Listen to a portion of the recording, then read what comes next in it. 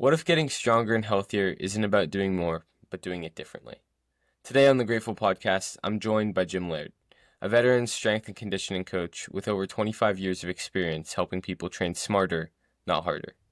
He's worked with everyone from NFL and LPGA pros to everyday people trying to reclaim their energy, their strength, and their joy. Jim's story is just as powerful as his coaching philosophy. From nightclub bouncer to powerlifter to building a gym on the beaches of Nicaragua, he lived through burnout, rebuilt his health, and now leads the Vitality Brotherhood and Sisterhood, a community focused on real, lasting well-being. Jim, welcome to the show. Thank you for having me. It's great to be here. Thank you. Thank you, man. So where I want to start is I see so much desperation from people in the world right now trying to become healthy and fit. They try 12 online courses, they try 7 diets, 8 different personal trainers, and they make minimal progress. They just end up where they started. What, in your experience, is the root of all this desperation? Well, most of these people are looking for short-term quick fixes, and they're trying to build their foundation of health on tools, whether it's peptides, fancy training programs. They're trying to outwork a bad lifestyle, and that just doesn't work. And I have the 5 fundamentals of health, the 5 fundamentals of health and wellness. Walk outside 3 times a day, 10 minutes after every meal. I stole that from a guy named Stan Efferding. But the reason we want to do that is because it resets your circadian clock. It gets you outside. It gets you vitamin D exposure. Circadian rhythm. If you're bored, go on ChatGPT, go on Gronk, whatever you want to do, and start typing in circadian rhythm and health. Like, how is important to get natural light for human health? It'll blow your mind. Like, if you don't get outside and get sunshine multiple times a day, you won't be able to sleep well, which when you don't sleep, you can't regulate appetite. It leads to like mental illness and depression. It regulates all your hormones. So all these things people are struggling with I believe is because most people are living an indoor sedentary lifestyle. So that's the first pillar. So people are not going outside. Their circadian rhythm is broken. Therefore, they can't stop eating junk food. They can't stop medicating themselves with things like alcohol. And then the second one is eat a protein at every meal. Most people are not eating enough protein. The third is drink high quality water, preferably spring water. And the next one is get the lights off at night, which goes into the sleep thing. And then the final one is social community, which the internet is basically taking us. We're the most connected we've ever been, but we're the most disconnected we've ever been. People don't do things anymore. Before I left Florida for Nicaragua, I remember I was at a restaurant and I saw a group of like 8 or 10 teenagers sitting at a table, and they were all texting each other at the table. So our modern world is kind of, if you look at like right now compared to the 1970s, like the number of obese, overweight people in the 70s was relatively low. It has gotten exponentially off the charts. I think if you combine like what's considered overweight and obese, it's almost 70% of the United States. And what's the major difference? People will say processed food and stuff. Yes, there's more processed food. People in the 70s didn't necessarily not eat processed food. They didn't eat perfectly. Most of their food they made themselves, but they still got outside. They still did a lot of like low level manual labor every day. They didn't have, there was 3 channels on the TV. So people weren't up till 2 o'clock, 3 o'clock in the morning on TikTok or Instagram. People got outside. People still went and did things together as a community. I think that's really the big things that have changed. Human health is multifactorial. But so people have this, they don't have the foundation built, and then they're going to, they're going to a exercise class, or they're going to, they're looking for a certain peptide or whatever to control their appetite. And those things might work for a little while, or TRT or hormone replacement. They might work for a little while, but without that foundation of health, you're basically going to run out of therapeutic runway eventually. And that's pretty much what's happening to most people. And most people in the fitness industry are happy to sell you a supplement or a shake or whatever it is. Most people don't have the ability, and most people don't want to. Like I've been working with a lady. I shared her testimonial on my YouTube, and she'd been battling herself her entire life. Like she'd been, in pain, having issues. She's in her 60s or 70s, I believe. And I talked to her and I was just like, look, you've got to start where you are. And one of the things you need to do is you need to learn how to relax. You need to learn how to calm down. You need to slow down and start where you are. And that's the first time anyone's ever told her to learn how to relax. I think we have a chronic issue of people just always being on in their head, always spinning. Obviously, we're not doing as much activity, but I think activity is very therapeutic for the human, but we're on our phones, we're constantly scrolling. And she was trying so hard to get better and trying so hard to basically push through. She finally, when she surrendered and said, I'm just going to start where I'm at. I'm going to start by getting out in the morning and just sitting in the sun. I'm going to learn how to truly relax. The testimonial is amazing. She talked about for the first time in her life, she started sleeping better. All of a sudden, she started digesting her food better. All of a sudden, she's able to like function at a higher level than she can remember. And it's all because she learned how to start where she is. And most people aren't willing. I mean, athletes I've worked with, high level athletes, they're like, I got to get faster, or I've got to do this, or I've got to do that. And we evaluate them. And many times it's something simple, like they can't hop on their left foot very well. And it's like, okay, let's take that. Or maybe I'm working with a volleyball player and they can do a cartwheel to their right, but they can't do a cartwheel to their left. And all of a sudden we work on kind of balancing things out, and all of a sudden they get better. A lot of times, or, you know, I worked with a couple of basketball players where their main issue was they had to learn how to dribble with their left hand in order to go to the next level. Now, if I just put some fancy drills on top of that, instead of pulling back and saying, hey, let's learn how to dribble with that left hand, you're not gonna be able to go past the base of your pyramid. The base of your pyramid is how high your pyramid's going to go. So if the base of your pyramid is not very big, you're not going to be able to build the pyramid very high. And that's where most people are today. They don't have the foundation. And then once you have the foundation, you know, the walking outside helps with, you know, build work capacity and stress management and all that stuff. Once you have that base, which 30, 40 years ago happened naturally by the way our lives were structured, it doesn't happen. Our lifestyle today is pulling the base away from us.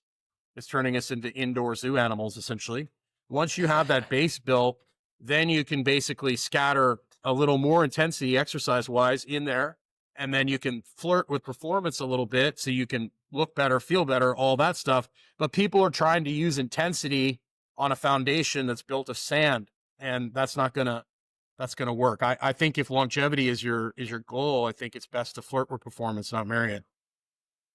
I think a lot of the reason that we're seeing people building intensity without a base Yes. is that on social media we're constantly being fed what the top people are doing, because Correct. those are the people that go viral. Correct. So we're comparing ourselves to people that have already built a lot and built off of a base, most Sure. likely.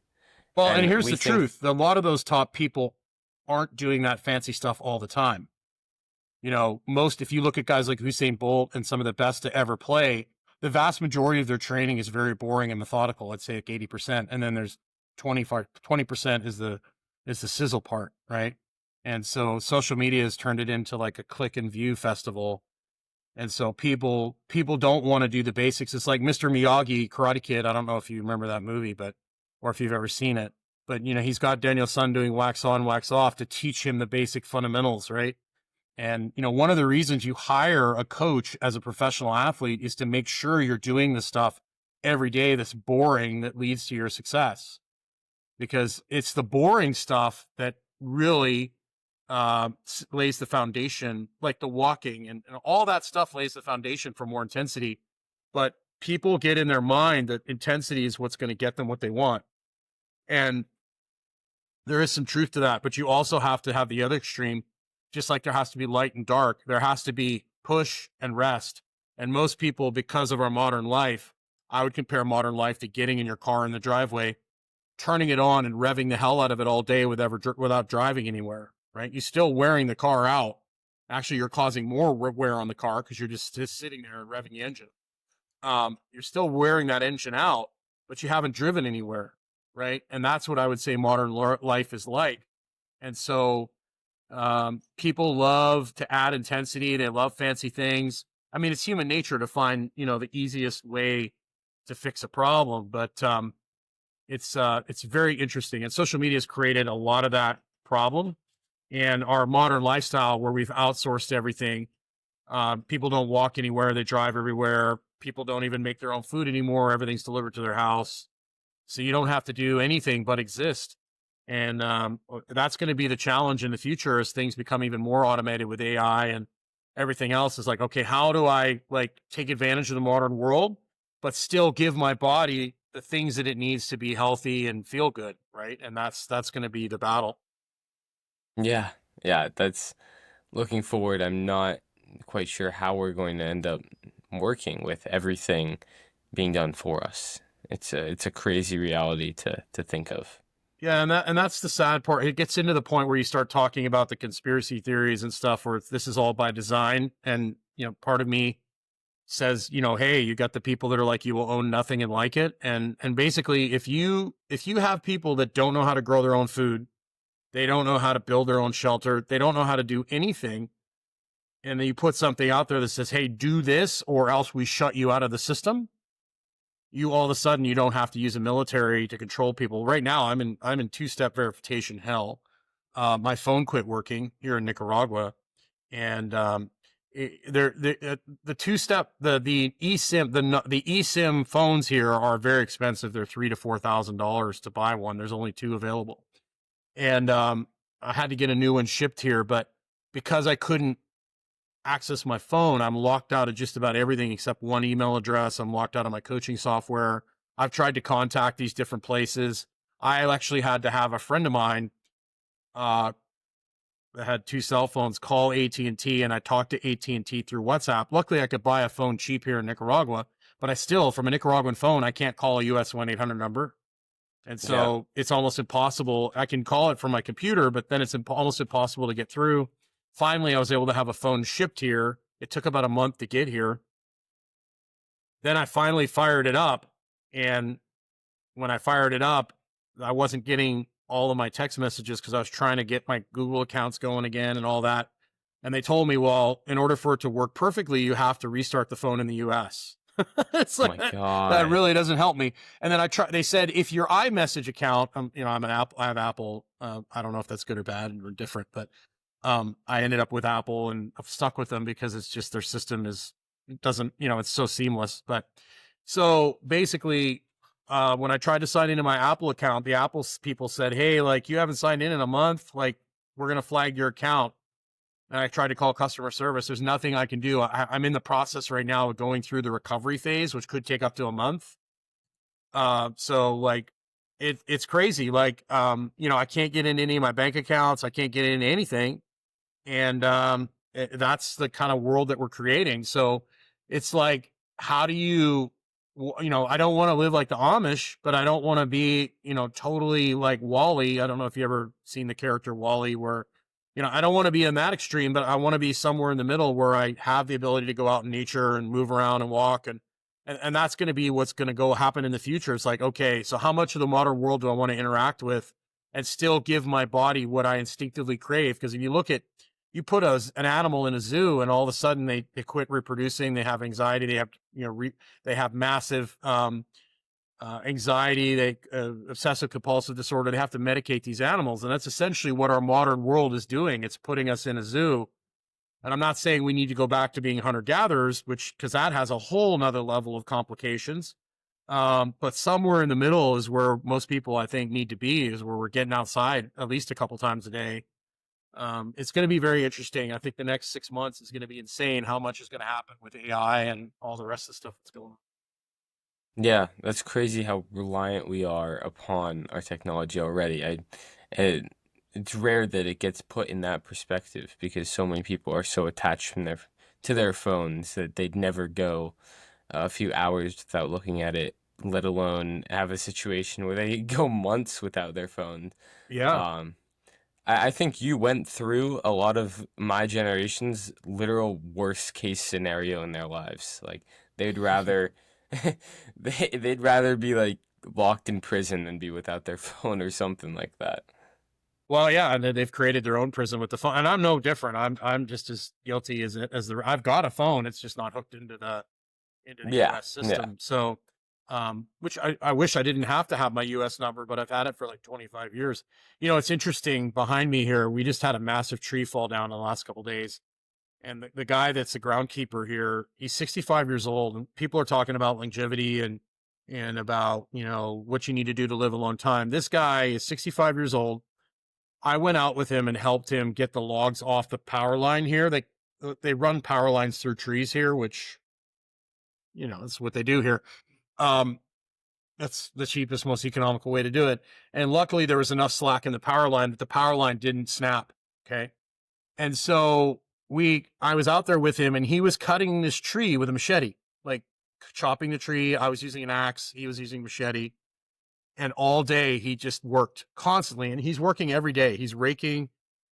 We keep the grounds here really clear, so there's no snakes, scorpions, things like that. Like as soon as you have tall grass and leaves, that's when the snakes and the scorpions and all that come in. When the ground is clear, the snakes and the scorpions don't come, because then all of a sudden they can be picked off by birds and, cats and predators and chickens and all sorts of stuff. So this guy literally works consistently all day, every day at a low level. Okay. This guy climbed a tree without a ladder, like at 65. And I was helping him string the power lines, because he's an electrician, to the houses here. And we did that all day. I was smoked, and I'm in pretty decent shape. But we got all these people that are trying to make up for being outside doing manual labor all day with going to the gym a couple times a week. I'd love to see the average 65-year-old guy in the United States that goes to the gym that would be considered fit try and do what this guy did, all day. He does it every day, and he does it easily. He just works at a slow, steady pace. And then if he has to climb a coconut tree or whatever, he does it. So that to me is the true definition of longevity. Is, we're missing that low level manual labor. And of course, people will make the argument like, why do it yourself when you have someone else? You can have someone else you pay someone else, and then you can make more money doing what you do. And I totally agree with that. Obviously, that's what I do here in Nicaragua. But I think at the same time, it's important to keep some things like mowing the grass, or, maybe there's something you really enjoy doing. Maybe it's gardening, maybe whatever it is in your life, so that you have this low level activity. At the very least, get outside and walk 3 times a day for 10 minutes, just so you get some movement and get moving daily. Cause I really think that's the key. And all the people I see here that are 60, 70, 80 years old, that are still riding horses, riding motorcycles, they're not doing VO2 max work. They're not lifting heavy weights. They're just living life. And they're like, he was dragging trees and doing stuff every day here. And I think that's really the key. And I think in Western world, we've basically tried to we've taken away that low level manual labor, and we're trying to replace it with intensity. And I don't think it's going to end well for most people.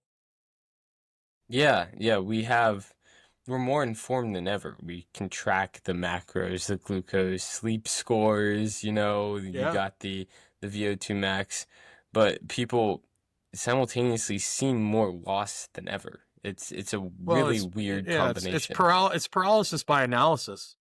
If we compare it to the 1970s, these 5 fundamental habits just happened. Kids especially spent the majority of their life. When I was growing up in the early 80s and in the late 70s, I literally spent from the minute I got up to the minute I went to bed outside. We had recess at school. We played games in school. It was play-based learning. You had church events. You went outside. The bulbs were incandescent, so there was actually red in the bulbs. Now it's all blue, which blue basically wakes you up, spikes your blood sugar, which is fine in the morning. But you need the different spectrums of light that tell your body what hormones to produce, how to run your immune system changes with the seasons. People don't understand this stuff. Like the sun is like a giant Wi-Fi router that tells your brain and your body what to do. And we've created this artificial indoor alien world where you've got a constant steady stream of blue, which is telling your body to produce more blood sugar, to raise cortisol, and people are bathing in that all day. And then they're on their screens. So they're disconnected from basically the giant Wi-Fi router in the sky, which tells the body what to do, how to run your immune system. All that stuff is run by the sun. And it's just, we become so disconnected. In the 70s, people spent more time outside. They went to the beach. They went to different things. And so that was taken care of. And they generally ate more real food. They ate a lot of protein. They ate real food that was cooked at home. It wasn't highly processed. They had communities. Most people went to church. Most people did activities. They weren't disconnected. And so, and that community aspect, in the book, there's a book called The Great Cholesterol Myth that I would give a lot of my clients that were on statins. It talks about a town in Pennsylvania. There's a mining town, and I can't remember. It's called the something effect. I can't remember the name of it. It was a certain town in Pennsylvania, and they basically ate, like, they all smoked and drank. They ate like credit, what would be considered a bad diet, and they didn't have, their longevity outcomes were not worse than everyone else. And they started looking into it, and they basically discovered, like, because this town was so tight knit, they all did things together. They went out together. No one was isolated socially. That made up for a lot of the sins, the drinking, the smoking, all that stuff.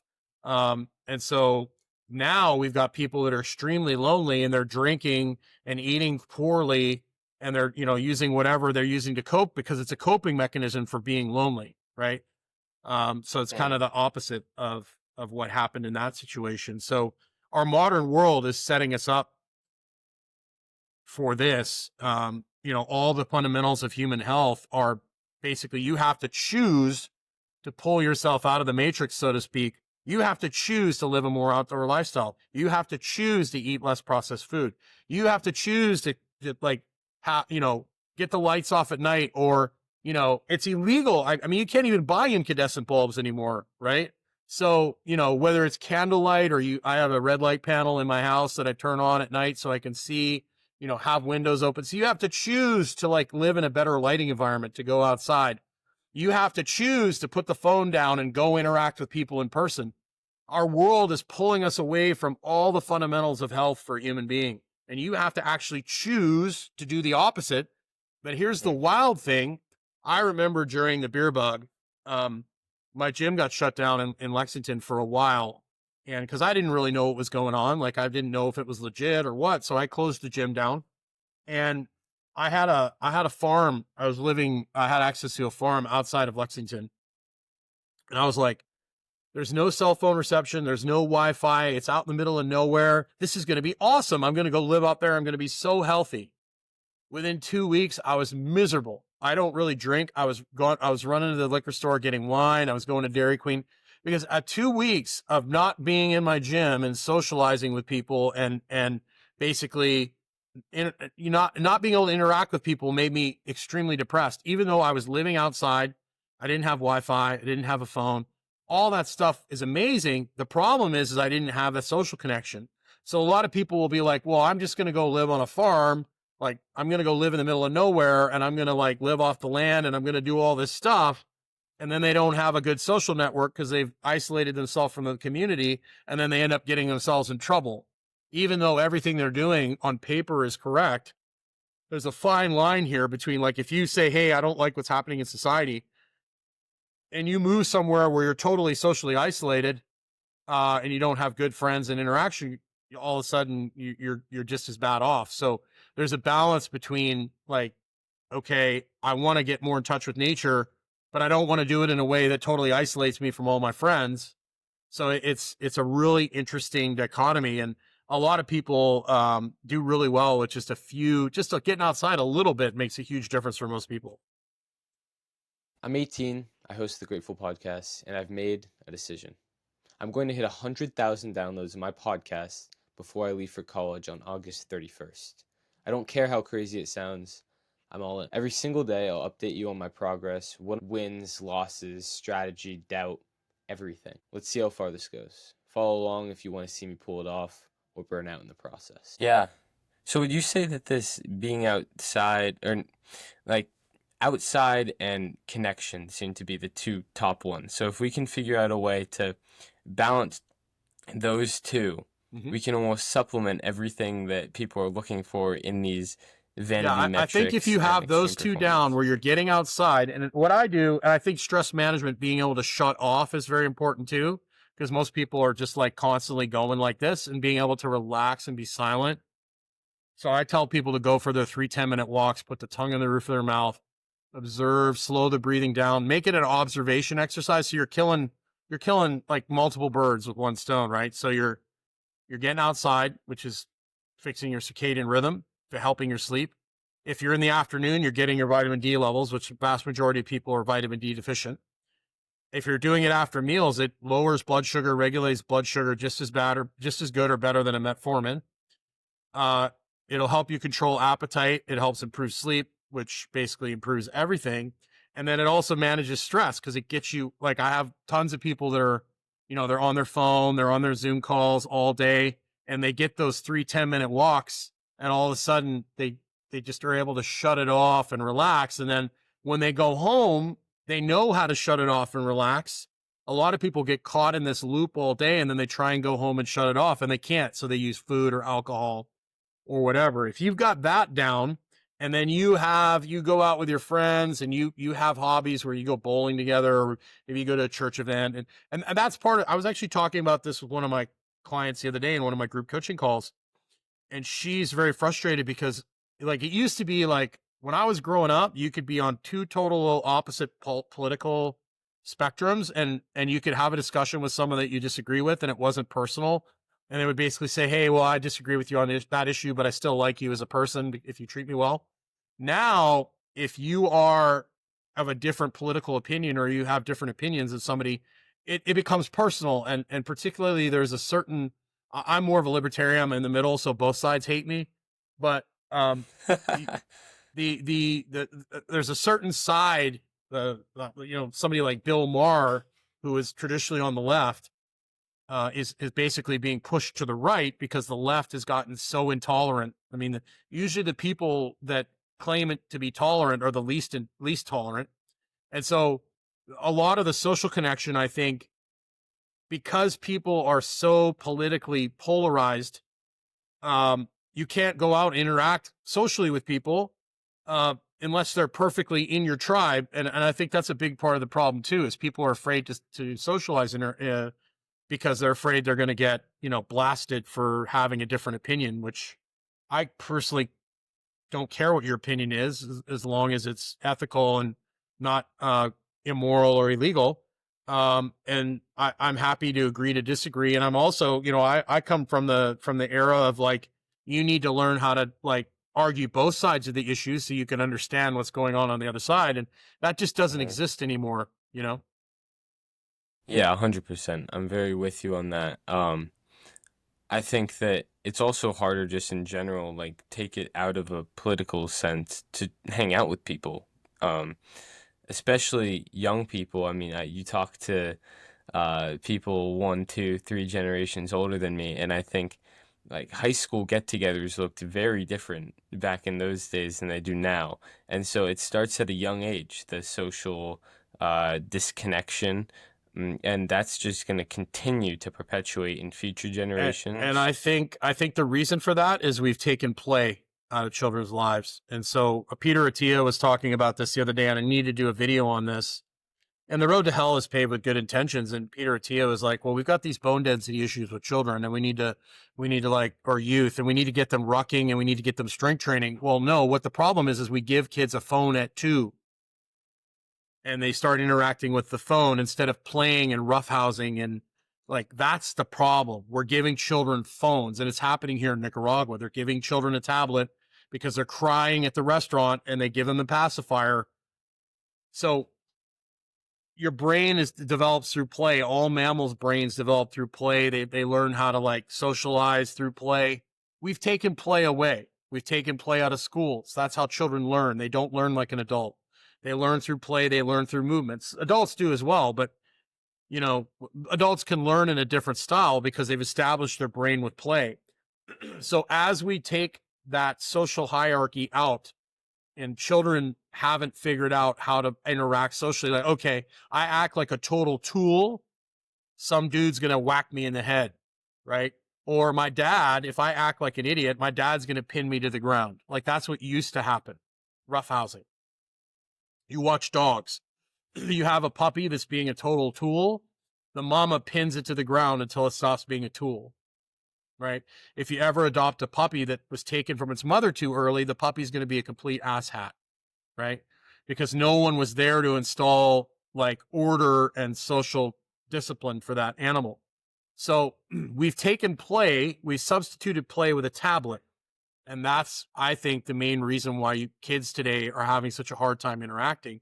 And when I work with kids, I took numerous kids from like the age of 10, 11, 12, all the way through college and some to professional. I always told them, okay, look, you go volunteer as a waiter or a waitress or whatever at a store, like go work in customer service, interact with people. I think for people your age, that's going to be the key is can you interact in person? Can you have a good conversation with somebody of my age group? I'm 50. That's going to be I think, yes, AI is going to revolutionize things, but there's going to be a time where people like me are going to crave. I talked to a friend of mine the other day. She's just doing these calls for extra money, and it's not even like a sexual thing. It's just people that are extremely lonely that just want to talk to somebody, you know. And so people are going to crave that authentic human interaction. So I think you're going to see for a while, people are going to like, I don't want to go to the automated McDonald's. I actually want to talk to a person in person. Yeah. Or, I don't want to call AT&T and be on the phone with a bot. I actually want to talk to a person. And there'll be businesses that'll cater to that. It'll be more expensive. But so I think if you are a younger person, it'd be valuable if you worked at a restaurant, you waited tables, or you did something where you got some personal interaction practice, because that's really a dying thing. Which is insane. But yeah, as the internet grows, it used to be the internet was an escape from the real world, and now the real world feels like an escape from the internet. Yeah, there's a graphic I saw of a mother in the 1970s. She was dragging her children inside, and the soccer ball and the baseball was falling out of their hands. She was dragging them inside at night. And the graphic from now was a mother dragging the children outside with the screens and the virtual reality goggles falling off their head, like trying to get them to go outside for just even a few minutes. And that's the world we're entering. So it's gonna be interesting to see how it all works out. Yeah, I come from probably one of the last years. I was born in 2006, so I can remember before the takeover of social media, and I remember my parents with flip phones, and I remember playing outside and like my Mm-hmm. mom ringing something for me and my sister to come inside, Mm-hmm. and I remember late at night reading with a flashlight, like these old things that people even 2 years younger than me never got to experience. Mm-hmm. And that is crazy. Like that is and it sets the tone. The crazy thing is it sets the tone for the rest of your life. Like you talk to I've always been very close with my teachers and administration, and they talk about uh, how crazy it's going to be to move forward with people that never remember uh, an age before social media and the internet.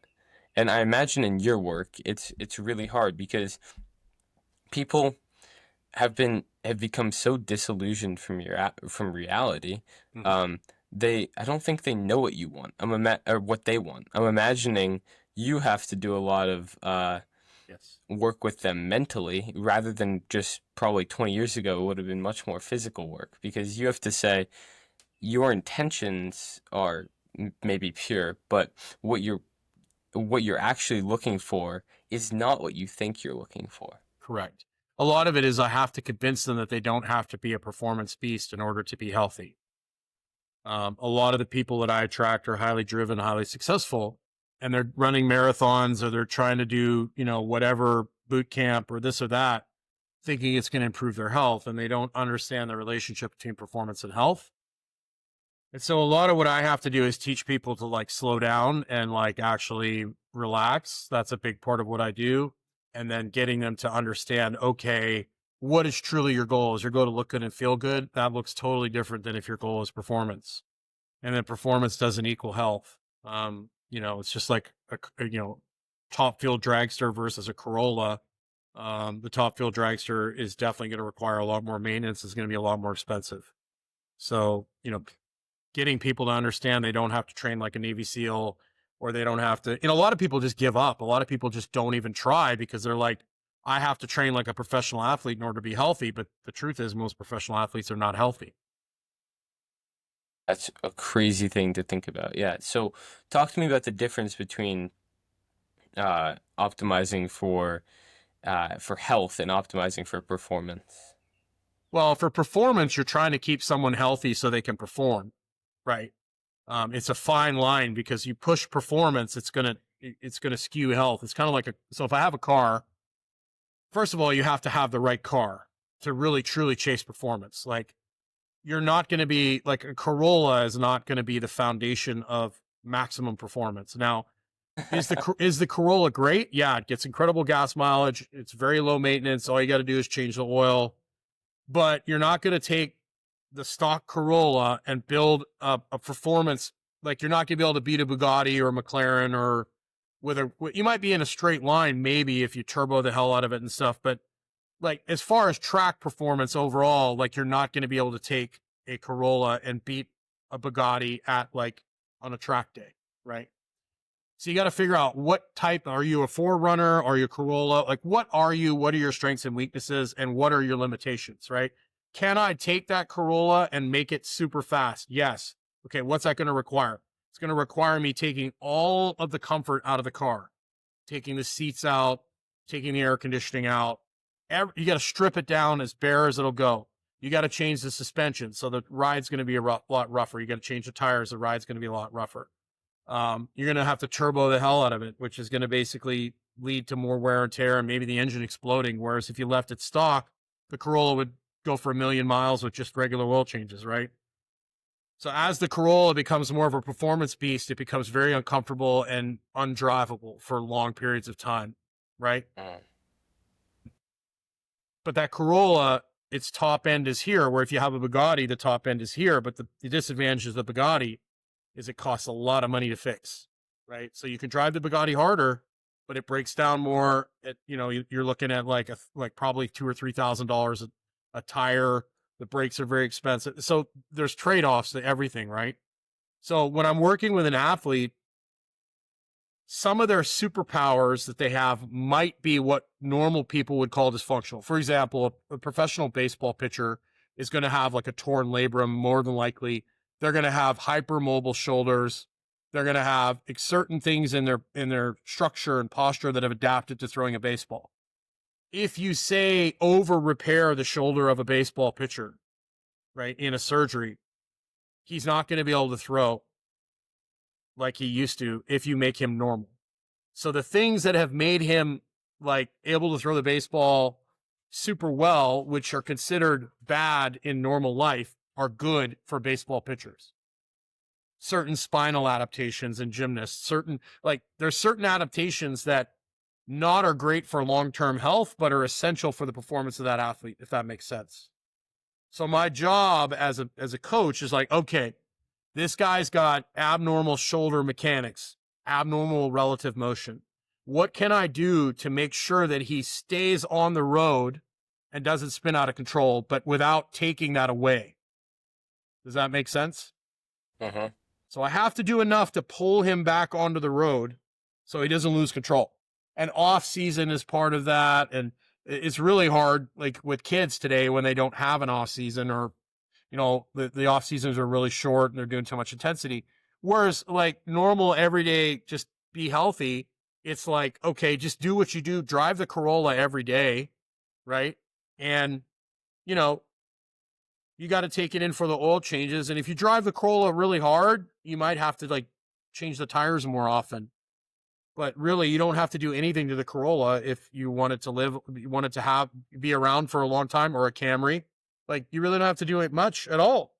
It just does what it does. The normal human, if they get outside, they're doing manual labor and then they have to do something hard. Maybe they have to, a car comes around the corner and they have to sprint, out of traffic, or you do some more intense workouts from time to time. Like that's enough for the modern human to stay healthy and to be viable. Can you get up and down off the floor? These are all things that are easily accomplished for the normal human being that just is a Corolla or a Camry. But as soon as you start wanting to be a Bugatti, a Ferrari, a Corvette, and there's people that a lot of people don't understand, like these people that are elite level athletes for the most part, they're that way because of who their parents were. Right. Like, and you can't it's somebody like Tom Brady. I mean, people would consider him gifted because he's like 6'4", but he's not that athletic. Tom Brady made up for it with his brain, right? So he was able to make up for his lack of athleticism with skill, right? And smarts. So everybody's a little bit different, but the normal everyday person, I think if they realized that if they got outside, they got their sleep, they got their circadian rhythm in order, and then they just were active every day and then just lifted a little bit of weights and maybe threw some med balls, did some sprints a couple times a week, they would be incredibly healthy, functional, and would live a long time. Granted, dumb things happening to them versus that most people look at what's happening on the internet and think they have to train like a maniac, and they're looking at guys that are walking around at less than 10% body fat thinking that that's like the standard of health. And most guys don't function very well under 12%, and the guys that are under 10% that are big and jacked, they're all on drugs. So a lot of people just have an unrealistic expectation of what human health looks like versus performance. Yeah, 100%. And again, it goes back to social media being a cause of a lot of that. I think something you said that I was really interested in is how uh, kids don't really take off seasons in sports. I know Yes. I was a huge baseball player, and for probably 4 or 5 years, I didn't have any off time. It was 3 practices a week minimum in the middle of winter. And I live in New Hampshire where it snows all the time. So, like, I can't imagine kids down in California or Texas or Florida where Mhm. they can play year round and Yep. like feed into Division 1 programs. Like that must be insane, and that's crazy because that is not how even the generation that we see in the big leagues right now grew up. Well, and what that won't tell you is a lot of the a lot of the big schools have quit recruiting in high school altogether because they just pick them up from junior colleges and stuff because of the transfer portal. But they're generally not recruiting kids from Florida and from these southern states because they throw all year round. They know they're going to get injured faster, right? They almost know. So they're recruiting a lot of the northern kids. That's And if interesting. if you think about sports is kind of like going to school. Like you don't throw a kid in a PhD program right off the bat. You have them go to elementary school. You have them you study all the different subjects, and then you go to college and you generalize more, and then you get your master's. That's a little more specific, and then you get your PhD. And so when you're a kid, it should be, I'm going to play multiple sports. You're playing baseball, you're 12, you should be playing all the positions. You should be learning how to, you should be learning how to pitch. You should be learning how to play first, second, third, shortstop, outfield, catcher. You should flirt with all of them. Now, there's going to be certain body types that gravitate better towards being a catcher versus being an outfielder versus being, a pitcher. But you should be able to play just about every position in baseball, just like you should be able to play every position in volleyball if you're 10 or 12. Soccer, same thing. But they're so fixated on winning the eighth grade state championship that they're willing to wreck kids in order to win the eighth grade state championship instead of developing the best athletes. And then, hey, like pushing the kids in a direction of like, we want you to play multiple sports, but hey, Billy, you've got a perfect build for a high jumper, or hey, Bob, like you're built like a Olympic swimmer. Like you probably need to spend a little more time in the pool. I mean, yeah, we still need to play some racket sports too, just develop some general athleticism that's going to keep you healthy. But really you're designed to swim. Or hey, like Bob, you're this big jack, like big wide framed guy. Like you could probably be a great offensive lineman. So maybe wrestling would be a better sport for you, in the off season. And maybe you play football. And football too, like, basketball, instead of like, it used to be like all the offensive defensive linemen wrestled, right? And then all the skill players played basketball. But now you've got to have year round practice. You're doing, and the guys that are smart that have year round practice, they do a lot of athletic development stuff in that off season. But, you know, it's so important to build that base level of athleticism because you only have a certain window. I can't remember. I think it's 8 to 16 where you basically build athleticism, and you can develop Interesting. skill. You can develop skill until you're 40 years old, 50 years old, like a Tom Brady. You can increase your skill as time goes on. But once you're out of that athletic development window, you pretty much have maxed out your athletic development. So that's why like I'm going to be working with some of the children development programs here in Nicaragua for baseball. We're going to be incorporating soccer into baseball practice because Love it. you know as well as I do that if you're playing baseball and you're in the outfield, you could stand around for 2 hours and not do anything. So we got to get these kids exposed to sprinting at different speeds, to running and changing direction in multiple ways. And the sport of baseball is not very good for developing athleticism. So we're gonna work, Say that twice. yeah, we're gonna. The sport of baseball is not very good for developing general athleticism. So we're gonna incorporate, skipping and different track exercises. We're gonna incorporate, soccer and dodgeball and all these different games and tag with these kids so they can develop like some athleticism. We're gonna have them skip rope. We're gonna have them hop on one foot. We're gonna have them, climb pegboards. We're gonna do all these things we need to build a good athlete. And we can teach him to be an amazing baseball player later. We just need them to be a great athlete in the beginning. And so that athleticism needs to be developed early. And most of the time, it's not developed. Yeah. We're doing too much specific stuff too early with a lot of these kids. Yeah, I'm a catching coach, a professional catching coach. Sure. And it's crazy at some of the camps we were on. We have 8-year-olds that have their gear and are so focused on I'm a catcher at 8, and I love it because I was very similar in that. But I mean, as a freshman, I played 4 sports. I played soccer. I was competing in rock climbing.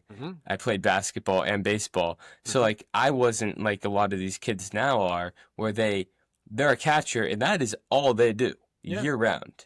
And yeah, they get really good, but yeah, I don't know. The Russians studied this. They studied where okay, if you specialize really early, what happens? Yes, some of them get really good, but the rate of injury and burnout is insanely higher, right? So what if that catcher plays like street hockey goalie, or what if he plays goalie in soccer?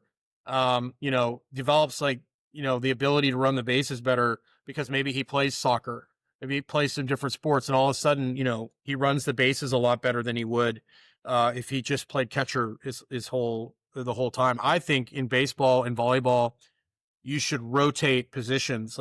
Every inning you're playing a different position because it should be about developing the best baseball player at that age. It shouldn't be about winning, And the problem is this little Johnny who's 10. He develops, his body grew faster and he's more developed than the rest. He can throw harder. They overthrow Johnny so they can win. And then Johnny ends up with Tommy John at 14 or 12, which was never heard of when I was growing up. But now, we got ACLs, Tommy John, because we're driving the car too hard. We're too early. And so, there needs to be a total, and the reason you can do that in the United States is because there's so many kids to choose from. You just, next one up, right? And so a lot of the countries that are smaller, like Canada, some of the European countries, they have much better athletic development programs because they don't have, there's not many 7-footers in Canada or, some of the smaller countries, guys that are 6'8", 6'9", 6'10". So they got to be very careful to not break them. Whereas in the United States, somebody who's that tall, there's a lot of guys that tall. So if one breaks, we just, next guy up, right? So, they don't have to have as good of athletic development program. Yeah, I think I spent my junior year of high school in France, and I definitely saw how there's a lot of talk about how France is coming up in the basketball world, and I saw why, because the athletic development is amazing. I mean, I was my varsity soccer captain, and even kids that didn't play soccer were better than me at soccer just because everyone had just played soccer together and they developed playing these different sports. Well, when I grew up in Canada, I grew up in the era where they still had great phys ed and everybody took physical education regardless of whether you were an athlete or not.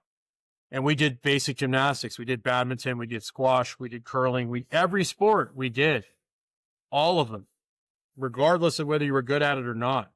So, I had played every single sport as part of multiple phys ed classes every week. And so we had a good general level of preparedness and fitness. Um, I don't know what it's like now, but then also they spend a lot of time practicing, whereas in the US it's all about playing. Like AAU, they play a ton. They don't practice much, and then all they care about is shooting the three. They don't focus on dribbling, they don't focus on fundamentals. They just basically, go out there and blast the three and everybody dunks, right? So it's like there's no basic, like they don't even cover defense or fundamentals anymore unless, good coaches do, but most of these kids are not focusing on that. They're like, the pitchers are like, how can I throw a curveball, instead of learning how to throw a good fastball, or, keeping the pitches simple and working on location. The emphasis now is on velocity. And of course, if you try to push velocity too soon, you end up getting hurt. Yeah, and you get these guys that are throwing absolutely wild. Like you got the kids throwing 90 but can't locate, and then they're going to college and having to relearn how to locate their pitches. Correct. And if you put the emphasis on throwing well and throwing accurately, the velocity comes with time. But people don't want to be patient. They want to, just like with anything, they want quick results. 100%. Yeah. So, something I'd like to finish up with is Hmm. this podcast is called The Grateful Podcast for a reason. Sure. I have developed the philosophy that uh, with very ambitious people, we often lose out in the present moment because Hmm. we're pushing so far into the future. So, Yes. the way that we can optimize for fulfillment is by balancing your ambition with gratitude and Yes. saying, this gratitude, it's not complacency, it's not keeping me here, it's actually what's fueling me Mhm. to move forward. So in your life, what has been the thing that you're most grateful for that's fueled you to keep moving forward? That's a great question. I think what's fueled me is my ability. I've been given a gift to. I knew this from kind of a young age. My teachers would tell me I was really good at taking like other kids that were struggling. Like I remember in the fifth or sixth grade, I would go volunteer to help with some of the younger kids that were struggling with different things. And I had a way of tricking them, whether it was in phys ed or reading, into tricking them to do what I wanted them to do. And one of the teachers said to me, they're like, you're just really good at like coaching, teaching. And I think that gift really keeps me like, I was talking to a lady the other day who I trained for 10 years, and now she's coaching people on her own. And one of her colleagues said, Jim would be really proud to see what you're doing now. And I'm very lucky that I've been able to influence a lot of people uh, to help them change their lives, and I think I get more joy out of that. Um, just getting people to kind of think about things in a little different way, and maybe help them kind of navigate through a lot of my own mistakes and stupidity that I've learned. But I think that's really, uh, you know, just the joy of actually making a difference in someone else's life means more to me than any kind of money or any other thing that I could material stuff or any kind of internet adoration. Um, I still have kids that I trained when they were in middle school, junior high. Now they're having kids, and every once in a while, I'll look at a message from somebody that says, "Hey, man, I just wanted to let you know the stuff you've taught me about nutrition or the stuff you taught me about working out has helped me immensely here. I've been struggling a little bit, and I remember some of the stuff that you talked to me about way back, 15, 20 years ago. Or, hey, I'm teaching, that drill we used to do to, help with running mechanics, like getting in a push up position and doing a sprint out of a push up, or rolling to your, laying on your back and rolling over and sprinting out of that. I used to hate that, but now I'm doing it with my kids because I'm trying to teach them how to run and sprint. And I'm doing a lot of the stuff that you did with me, and it works so well. So I think that's really the thing that fuels me is making a difference in other people's lives, and much more than the monetary reward or gratification or justification, I guess. Yeah, you've been lucky enough to see how your gift can impact other people's lives and make a positive difference. Well, the cool thing is it's not me. I'm just the guide. I'm pushing them in that direction. They still have to do the work themselves. So a lot of coaches will take credit for other people's success. I don't. I'm like, hey, they did the work. I'm just the guide. I'm just here to help them but they're the ones because everyone wants to jump to the front of the line when you're being successful, right? And you're having success, but nobody wants to take ownership when there's failure, right? So I'm a guide, I'm a partner, I'm a teacher, and my job is to guide people in the right direction. But at the end of the day, they're the ones that get the results. They're the ones that get the outcome. I'm just there to kind of help put them in the best position to hopefully to achieve their goals. And a lot of times it's a matter of tinkering and experimenting because we don't really know until we try. And I think a lot of people think that there's this like proven formula for human beings where if you do exactly this program at this, there's so many different variables. You just have to kind of check off the boxes you can, and you're constantly adapting and making adjustments based on what's going on. Yeah, that's awesome. Okay, thank you so much for this You're welcome. conversation. I I really think enjoyed it. that, yeah, it was amazing. Where can my audience find you? Vitality Brotherhood is my website, and basically that's got my vitality. I have two groups. I have a men's group and a women's group, and I tend to attract men and women who are overachievers who've kind of burned themselves out and gotten themselves into a bad place. I'm on Instagram. My Instagram handle is Jim Laird, GYMLAIRD. I name my gym after me, and you don't want to do that, so it's not good when you go to sell it. But generally speaking, vitalitybrotherhood.com, the Instagram handle, that's where you can get me fairly easily. So Awesome. All right. Thank you so much, Jim. I you're enjoyed welcome. I this appreciate being conversation. here. Thank you. I'm 18. I host the Grateful Podcast, and I've made a decision.